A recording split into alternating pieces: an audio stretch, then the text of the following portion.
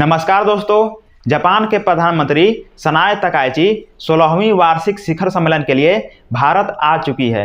दोस्तों, इस यात्रा पर दुनिया भर के बड़े बड़े देशों की नज़र है। दोस्तों, चाइना के साथ साथ पाकिस्तान और बांग्लादेश भी इस पर पूरी तरह से नज़र बनाए हुए हैं। दोस्तों, इस वीडियो में हम लोग जानेंगे कि जापान के प्रधानमंत्री भारत के लिए क्या क्या लाई है।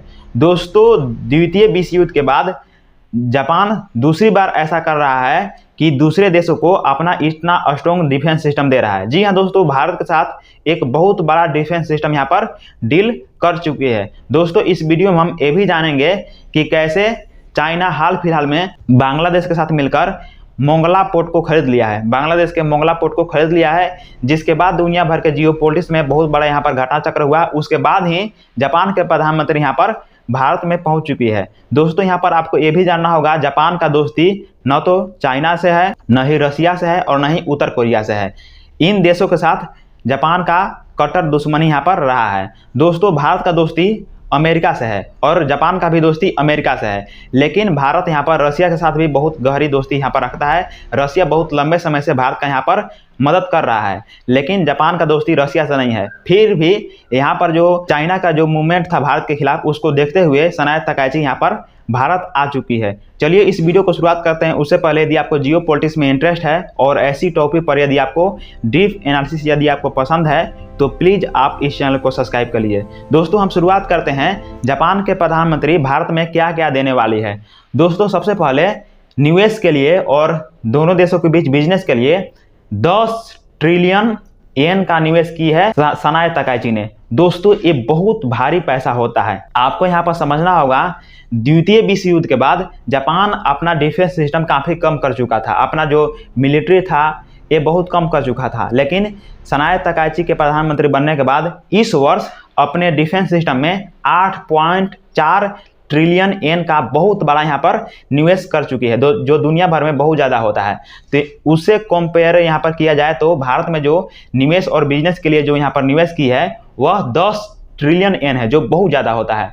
दोस्तों, दोनों देशों के बीच सनाए तकाइची ने मैं सबसे पहले आपको बता देना चाहता हूँ, UNICORN अपना एक तकनीक दे चुकी है सनाए तकाइची ने। दोस्तों, इससे क्या होगा? दोस्तों, यदि हमारे जो नौसैनिक है वह अपना युद्धपोत, अपना जो जेट है, उसे समुद्र में उतरेंगे।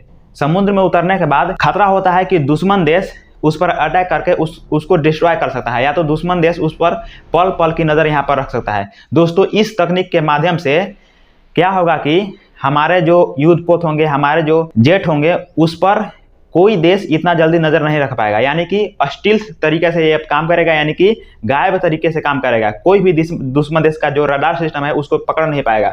दूसरी बात यहाँ पर यह होगा कि दुश्मन देश का जो डिफेंस सिस्टम होगा, चाहे ऊपर फाइटर जेट होंगे या कुछ भी हो गए, उनको ये तुरंत डिटेक्ट कर लेगा। दोस्तों, ये एंटीना टाइप होता है जो युद्धपोत के ऊपर होता है, और दुश्मन देश के जो पनडुब्बी होते हैं उसको भी यहाँ पर जल्द ये डिटेक्ट कर लेगा। इसके साथ ही भारत अत्याधुनिक अपना युद्धपोत के साथ पनडुब्बी ये सब बना पाएगा, भारत में खुद यहाँ पर विकसित कर पाएगा। तो यहाँ पर देखा जाए तो भारत और जापान के बीच एक बहुत बड़ा यहाँ पर बिजनेस डील हो चुका है। दोस्तों, और भी दोनों देशों के बीच यहाँ पर AI से रिलेटेड बहुत यहाँ पर बड़ा बिजनेस यहाँ पर किया गया है कि हम AI में दोनों देश मिलकर काम करेंगे। भारत में भी बुलेट ट्रेन का यहाँ पर प्रोजेक्ट चल रहा है, तो उस पर भी बहुत बड़ा यहाँ पर जापान यहाँ पर राहत दे चुका है इस बार ही। और दोस्तों, दोनों देशों के बीच रेयर अर्थ मेटल फ्यूचर को लेकर, क्योंकि अब AI का ज़माना है, रोबोट का ज़माना है और टेक्नोलॉजी का ज़माना है, इससे लेकर यहाँ पर बहुत बड़ा यहाँ पर गहरी बात दोनों देशों के बीच हो चुकी है। दोस्तों, अब यहाँ पर आपको मैं बताना देना चाहता हूँ कि चाइना ने जैसे ही भारत से छीनकर, वैसे ही बोल सकते हैं, क्योंकि पहले बांग्लादेश भारत को यहाँ पर मोंगला पोर्ट देना था, लेकिन भारत को न देकर चाइना को दे दिया। बीच में बांग्लादेश और भारत के बीच में यहाँ पर दूर वहाँ पर चाइना था, चाइना को यहाँ पर बांग्लादेश ने घुसा दिया। इससे बांग्लादेश को भी नुकसान होगा और भारत को भी नुकसान होगा, क्योंकि यहाँ पर अभी तो बिजनेस करने के लिए यहाँ पर चाइना मोंगला पोर्ट को खरीदा है, लेकिन यहाँ पर निश्चित रूप से मुझे लगता है इस साल से या तो अगला साल से ही अपना यहाँ पर नौसैनिक, अपना डिफेंस सेंटर यहाँ पर अपना यहाँ पर युद्धपोत यहाँ पर तैनात कर देगा, अपना यहाँ पर बेस तैनात कर देगा, जिससे भारत के क्षेत्र में घुसने के लिए, भारत के क्षेत्र पर कब्जा करने के लिए यहाँ पर चाइना का और जो मनोबल है हर साल तो करता ही रहता है। अरुणाचल प्रदेश हो गया और भी जितने भी विवादित एरिया है वहाँ पर घुसने का प्रयास करता है। इससे भारत को भी नुकसान होगा और बांग्लादेश में क्या नुकसान होगा कि उस एरिया को ले लिया है और भी एरिया को यहाँ पर, बांग्लादेश के एरिया को यहाँ पर लेना चाहेगा। तो दोस्तों जब ये घटना चक्र हुआ, ये बहुत बड़ा घटना चक्र हुआ और इसको भारत सरकार ने थोड़ा भी विरोध नहीं किया। भारत सरकार को यहाँ पर विरोध करना चाहिए था ताकि भारत का जो डिप्लोमेसी है यहाँ पर दुनिया भर में स्ट्रॉन्ग दिखता। तो यहाँ पर जापान के जो अभी प्रधानमंत्री आई है, आपको देखा जाए कि जापान, सबसे पहले बात करते हैं जापान और उत्तर कोरिया का। दोस्तों उत्तर कोरिया ऐसा देश है जो अपने देश से अत्याधुनिक मिसाइल बनाता है और वहाँ से जब लॉन्च करता है, मिसाइल हो गया, डिफेंस सिस्टम, जब मिसाइल लॉन्च करता है बैलिस्टिक मिसाइल, तो प्रशांत महासागर, उसके देश जापान से उड़ते हुए प्रशांत महासागर में लैंड करता है और वहाँ पर परीक्षण होता है। तो इससे जब जापान के ऊपर से जब उड़ता है तो यहाँ पर क्या होता है, जापान में सायरन बजाए जाते हैं ताकि वहाँ के लोग छिप जाएं। इससे जापान काफ़ी परेशान हो चुका है और दोनों देशों के बीच बहुत लंबे समय से यहाँ पर दुश्मनी रहा है। दोस्तों 1970-1980 के दशक से ही उत्तर कोरिया क्या करता है कि जापान के एरिया से जापानी लोगों को पकड़कर, ज़बरदस्ती पकड़कर अपने देश में ले जाता है और जापानी सीखने का प्रयास करता है, जापानी सीखता है।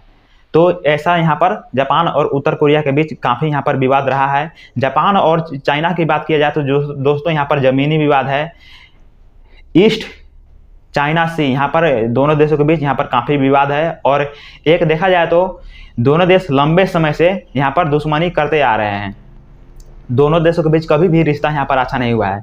दोस्तों जापान और रसिया के बारे में देखा जाए तो ये तो वर्ल्ड वार 2 के समय से ही दोनों देशों के बीच दुश्मनी है और अभी तक दुश्मनी यहाँ पर शांत नहीं हुआ है। और एक और दुश्मनी हो चुका है दोस्तों, जब रसिया और यूक्रेन युद्ध शुरू हुआ तो रसिया यूक्रेन पर बहुत अटैक किया। तो यहाँ पर क्या हुआ कि जापान यूक्रेन को बहुत मदद करता है, अत्याधुनिक ड्रोन देता है, अपना मिसाइल देता है और बुलेट प्रूफ यहाँ पर जैकेट देता है। मतलब जितना भी इक्विपमेंट हो गए यहाँ पर जापान देता है यूक्रेन को। इससे रसिया बहुत दुखी है, रसिया बहुत गुस्सा है जापान से कि तुम यहाँ पर क्यों मदद कर रहे हो बीच में आकर। तो यहाँ पर इसलिए यहाँ पर जापान और रसिया के बीच दोस्ती अच्छा नहीं है। तो तीनों देशों के साथ जापान के साथ दोस्ती नहीं है। जापान अमेरिका के साथ बहुत दोस्ती गहरा रखा है क्योंकि अमेरिका का जो F-35 जो फाइटर जेट है, स्टील्थ फाइटर जेट, बहुत अत्याधुनिक है, दुनिया भर में सबसे स्ट्रॉन्ग माना जाता है। उसको जापान यहाँ पर खरीद के रखा हुआ है, जापान में भी है। तो जापान और अमेरिका के बीच काफ़ी यहाँ पर दोस्ती है। दोस्तों भारत का देखा जाए तो भारत यहाँ पर उत्तर कोरिया के मामले में कुछ नहीं बोलता है, यूक्रेन के मामले में कुछ नहीं बोलता है, रसिया से बहुत दोस्ती रखा है क्योंकि रसिया अपने देश से अत्याधुनिक यहाँ पर ड्रोन देता है, मिसाइल देता है, डिफेंस सिस्टम देता है, यहाँ तक कि जो अपग्रेड करने के लिए वो भी यहाँ पर भारत को देता रहा है। और अमेरिका से भी काफ़ी यहाँ पर दोनों देश यहाँ पर डील करते हैं। हालांकि हाल फिलहाल में देखा जाए तो भारत का डिप्लोमेसी अमेरिका के खिलाफ काफ़ी कमज़ोर दिखा है क्योंकि अमेरिका के राष्ट्रपति भारत के खिलाफ कभी भी कुछ भी बोल देता है, भारत के प्रधानमंत्री के खिलाफ कभी भी कुछ बोल देता है और ऐसा लगता है कि भारत को वो खिलौना समझता है। तो यहाँ पर ऐसा तो देखने को मिला, लेकिन भारत का जो यहाँ पर जो जनसंख्या है उसका यूज अमेरिका करना चाहता है, उसकी डेटा हो गया, इसकी फ़ायदा वो अमेरिका उठाना चाहता है। तो कहीं ना कहीं कुछ भी कर ले, लेकिन दोनों देशों के बीच दोस्ती अच्छा है।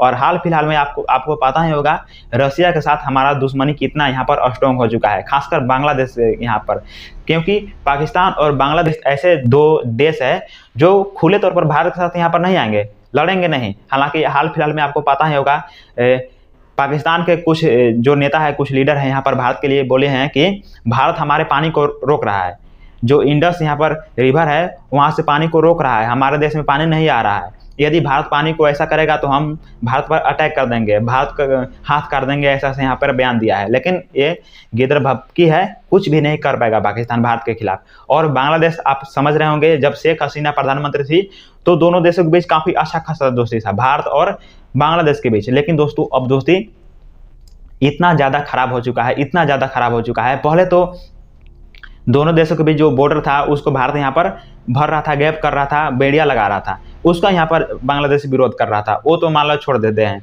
और क्या हुआ कि चीन को बीच में आने लगा। चीन बांग्लादेश में जाकर बहुत बड़े बड़े फैक्ट्रियाँ लगा रहा है, प्रोजेक्ट अपना यहाँ पर सेट कर रहा है, डिफेंस सिस्टम का यहाँ पर डील कर रहा है, और तो और यहाँ पर बांग्लादेश के अंदर हिल चुका है, और इसी के साथ वह भारत के कपार पर चढ़ चुका है। पहले से उस एरिया में, अरुणाचल प्रदेश के एरिया में चढ़ ही चुका है। तिब्बत पर कब्जा करने के बाद सीधा भारत के अंदर आ चुका है, और इधर बांग्लादेश की मदद से वह और भी नज़दीक यहाँ पर आ चुका है। तो दोस्तों, हाल फिलहाल में देखा जाए तो बहुत बड़ा यहाँ पर जियोपॉलिटिक्स घटना घट रहा है, लेकिन फिर भी जापान के प्रधानमंत्री जो भारत में आई है 3 दिन के लिए, यानी कि 1 से लेकर 3 तारीख तक यहाँ पर भारत में रहेगी, 3 जुलाई तक यहाँ पर भारत में रहेगी, उसके बाद यहाँ पर जापान में चली जाएगी। लेकिन दोनों देशों के बीच इतने ही दिनों के बीच बहुत बड़ा यहाँ पर डील हो चुका है, बिजनेस से लेकर, फ्यूचर से लेकर, देश के प्रगति से लेकर, यहाँ पर डिफेंस सिस्टम से लेकर हर चीज़ का यहाँ पर बहुत भारी यहाँ पर डील हुआ है। और इसके लिए हम जापान को बहुत धन्यवाद करेंगे, क्योंकि UNICORN जो अपना जो सिस्टम यहाँ पर भारत को दी है, भारत के BEL कंपनी को, बेल कंपनी को, जिससे भारत का जो बेल कंपनी है भारत के लिए अत्याधुनिक यहाँ पर जेट बनाएगा, युद्धपोत बनाएगा, ये सब यहाँ पर भारत के लिए जो फ्यूचर में हमारा काम आए ऐसा बनाएगा। तो इससे हम जापान को यहाँ पर धन्यवाद करेंगे। और इससे यहाँ पर चाइना भी देख रहा होगा, हमारे पास भी न्यूक्लियर अटैक बम है और चाइना के पास भी यहाँ पर न्यूक्लियर हथियार है। तो आमने सामने तो ऐसे नहीं आएंगे दोनों देश, लेकिन फिर भी चाइना का जो अभी प्रति रवैया देखने को मिल रहा है भारत के खिलाफ काफ़ी ख़राब देखने को मिल रहा है।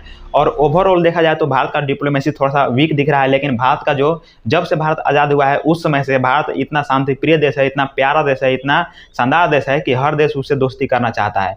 तो यहाँ पर जापान के प्रधानमंत्री भारत आ चुकी है, और यहाँ पर बहुत बड़ा यहाँ पर दोनों देशों के बीच डील हो चुका है।